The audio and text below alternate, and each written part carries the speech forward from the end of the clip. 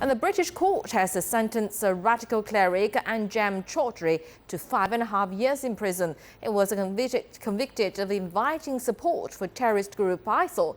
The judge who handed down the sentence said Choudary was dangerous and had shown no remorse. His co-defendant Mohammed Mizanur Rahman also received the same sentence. And our reporter Richard Bestic reports from London for more about this. Anjem Choudary has been a thorn in the side of the British authorities for the last 2 decades. Scotland Yard said he was responsible for radicalising hundreds of young British Muslims, a significant number of whom travelled to Syria to join so-called Islamic State.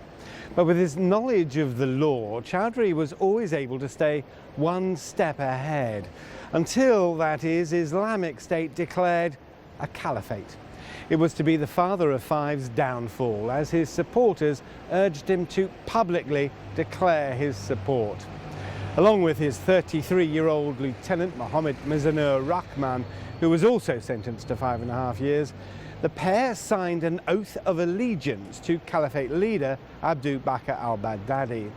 The oath was the key piece of evidence that took Choudary over the legal line, according to Scotland Yard. Although both men pleaded not guilty, the judge, Justice Timothy Holroyd, dismissed the two men as calculating and said Chowdary's speeches would have influenced followers to commit acts of terrorism. As he was led away, the cry of Allahu Akbar, God is great, rang out from supporters in the public gallery.